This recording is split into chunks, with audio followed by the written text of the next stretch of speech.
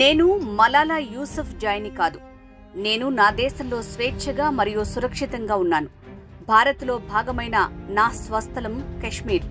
నేను నా జన్మభూమిని వదిలి పారిపోయి ఆమెలాగా మీ దేశంలో ఆశ్రయం పొందాల్సిన అవసరం లేదు. మలాలా యూసఫ్ జాయ్ అణచివేతకు గురైన నా దేశాన్ని, నా పురోగమిస్తున్న మాతృభూమిని కించపరచడాన్ని నేను వ్యతిరేకిస్తున్నాను. టూల్ కిట్ ముఠాలు, విదేశీ మీడియా సభ్యులందరూ కశ్మీర్ను సందర్శించడానికి ఇష్టపడకుండా అక్కడ అణచివేత కథనాలను ప్రసారం చేయటాన్ని నేను వ్యతిరేకిస్తున్నాను. మతం ప్రాతిపదికన భారతీయులను పోలరైజ్ చేయటాన్ని ఆపాలని నేను మీ అందరినీ కోరుతున్నాను. ఎందుకంటే మేము మిమ్మల్ని విచ్ఛిన్నం చేయనివ్వము. ఈ మాటలు ఇప్పుడు వైరల్.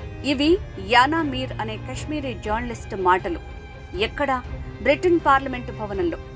సాహసి ఎందుకు ఈ మాటలు అంటున్నానంటే, ఒక లేడీ కశ్మీరీ జర్నలిస్ట్ అంత ధైర్యంగా వేర్పాటువాదులకు భయపడకుండా ఓ అంతర్జాతీయ వేదిక మీద ఈ వ్యాఖ్యలు చేసినందుకు పదే పదే ఇండియా మీద విషం కక్కే ఆ మలాలానే ఉదాహరణగా తీసుకుని మరీ ఈ వ్యాఖ్యలు చేసినందుకు.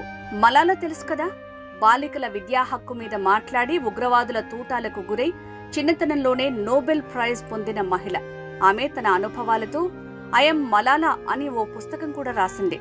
ఇప్పుడు అదే టోన్లో ఐఎమ్ నాట్ మలాలా అని కశ్మీరీ జర్నలిస్ట్ ఆమెను ఆ వేదిక మీద తూర్పారబట్టడం ఆసక్తికరం. అందుకే ఆమె వ్యాఖ్యలు వైరల్ అయ్యాయి. అసలు ఇంతకు ఎవరీమే? యానా మీర్ శ్రీనగర్కి చెందిన జర్నలిస్ట్, సోషల్ యాక్టివిస్ట్. కశ్మీర్ రాజకీయ వాస్తవాలను గ్రౌండ్ జీరో నుంచి బయటి సమాజానికి తెలియజెప్పే తొలి మహిళా యూట్యూబ్ బ్లాగర్ కూడా. కశ్మీర్లో తొలిసారిగా అంతర్జాతీయంగా గుర్తింపు పొందిన ఓ ఫ్యాషన్ షోను ఆమె నిర్వహించినట్లు సమాచారం. ఆమె పోలో శ్రీనగర్కి చెందిన టెడ్ ఎక్స్ స్పీకర్. యూట్యూబ్లో యానా మీర్కి భారీ సంఖ్యలోనే సబ్స్క్రైబర్లున్నారు. దాదాపు 2 లక్షలకు పైగానే. తండ్రిని కోల్పోయిన తర్వాత డిప్రెషన్లో ఉన్నప్పుడు నన్ను ఇక్కడికి రమ్మని ఒత్తిడి చేసినందుకు థ్యాంక్స్ సాజిద్ అంటూ తన కథనాన్ని షేర్ చేసిన ట్విట్టర్ యూజర్కి యానా మీర్ కృతజ్ఞతలు తెలిపింది.